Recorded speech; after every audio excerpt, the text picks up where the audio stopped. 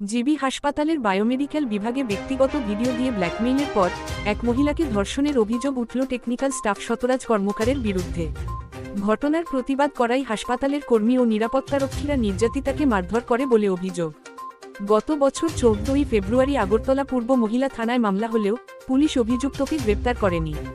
উল্টো থানার এক আধিকারিক এবং অভিযুক্তের সিনিয়র রাতুল দে নির্যাতিতাকে মীমাংসার জন্য চাপ ও হুমকি দিচ্ছেন বলে অভিযোগ। অবশেষে সুবিচারের আশায় সংবাদ মাধ্যমের দ্বারস্থ হয়েছেন নির্যাতিতা। আমি গত বছর 14ই ফেব্রুয়ারি 2025-এ আমি একটা কেস করছিলাম আমাকে থানাতে। তো কেস করার পর কোনোভাবে আমি বিচার পাইছি না, কারণ আমি জিবি হাসপাতালে রাতুলদের যে বায়োমেডিক্যাল রুম আছে ওই রুমের ভিতরে রেপ হয়েছি ফোর্সফুলি। তো সেই কারণে আমি আইছিলাম, যেহেতু ওই ছেলেটার কাছে আমার অনেক কিছু আসছিলো, নেকেট একটা ভিডিও আসছিলো বাথরুমের। সেই কারণে আমি ওই ভিডিওটা কালেক্ট করতে গেছিলাম বা ডিলিট করার লেগে কইতে গেছিলাম, কিন্তু ওই জায়গায় আমার দুজন সিকিউরিটি ডাকিয়া আমি বলে চুরি করতে গেছি। রাতুল দেও কইছে আমি চোর। তারপরে ওই জায়গায় যে ছেলেটার এগেনস্টে আমি কেস করছি, মানে যে ছেলেটা আমাকে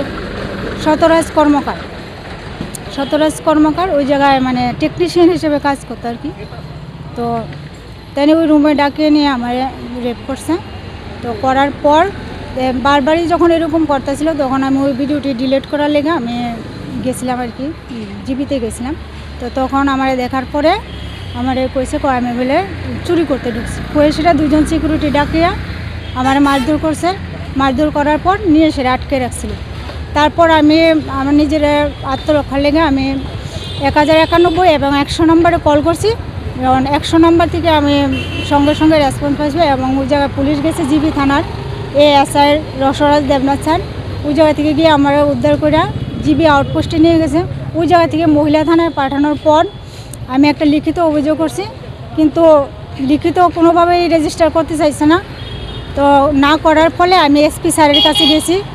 যাওয়ার কারণে ওই জায়গায় যে আমাদের যে ওসি ম্যাম শকুন্তলা দেববর্মা এবং আরেকজন ম্যাডাম আছে যে দীপা দাস চৌধুরী মনে হয়, উনি যখন আমি এসপি স্যারের কাছে গেছি তখন আমার কইছে যে আমার এগেনস্টে মানে চুরির মামলা করব, পিএস থেকে আমার এগেনস্টে বলে চুরির মামলা করব। তারপর আমি এই জায়গায় অনেক ওয়েট করছি, করার পর আমার চার্জশিট জমা দিছে। জমা দেওয়ার পর এখন দেখছি যে একাধিক যারা আমার মারধর করলো, টর্চার করলো, তারা নামই বাদ দিয়ে দিছে। এবং আমার মোবাইল একটা ফোর্সফুলি 14 তারিখ যেদিন আমি কমপ্লেন করছি ওই দিন আটকে রাখছে এভিডেন্স দেখানোর পরে। তো এখন অবধি আমার মোবাইলটা দিছে না। কতদিন হয়েছে ঘটনাটা? তো 1 বছর 1.5 বছর হইতেছে। মেইন অভিযুক্তর নামটা কি বলছেন? সতরাজ কর্মকার। কি করেন তাহলে? তাই নিয়ে জিবি হাসপাতালে ওই রাতুল দে যে ওনার টেকনিশিয়ান মেকানিক্যালের কাজ করে। আপনি তাহলে মামলা করার পরেও গত 1 বছর ধরে কোনো বিচার নাই। এবার আমার চার্জশিট জমা পড়ছে। চার্জশিট জমা পড়ার পরে কোর্ট থেকে কেউ না কেউ ওই জায়গায় গাফিলতি করতেছে, নোটিশ করছে না। একটু যে আছে নোটিশ করতেছে। 2টা ডেট গেছে, আমি 2টা ডেটে উপস্থিত আসলাম কোর্টে, কিন্তু কোনো নোটিশ করে না। আপনি এতদিন মিডিয়ার দ্বারস্থ হয়েছেন না কেন? আমার এই তো পিএস থেকে যে উমেন পিএস থেকে না করছে। পুলিশ না করছে? হ্যাঁ, পুলিশ না করছে। কইছে যে যদি আমি মিডিয়া জানাই আমি কোনোভাবেই বিচার পাইতাম না। ওই জায়গায় সিসি ক্যামেরা ফুটেজও নাকি কালেক্ট করছে, কিন্তু কোনো বিচার নেই। তারপর দেখেন 17 তারিখ যে ঘটনাটা, আমি যখন এসপি স্যারের কাছে গেছি, তো হয়তোবা থানা থেকে ইনফরমেশনটা 21% দিছে। দেওয়ার পরে আমার বাড়ি 18 তারিখ সকালবেলা অ্যাটাক করছে ছেলেটা আর একজন অচিন্ত দত্ত, যার পরবর্তী সময় ছেলেটা আশ্রয় নিয়েছিল।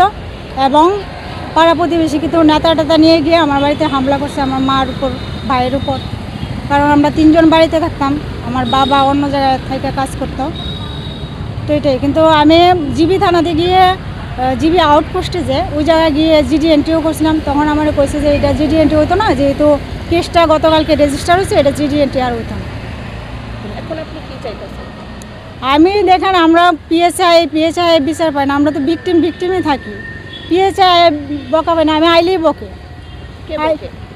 ম্যামেরা নিরুপদে ম্যাম তো আমার দেখতেই পারে না, কারণ আমি পুলিশের এগেনস্টে কোর্টে 164-এর জবানবন্দি দিয়েছিলাম সেই কারণে। আমার শুধু শুধু বকে।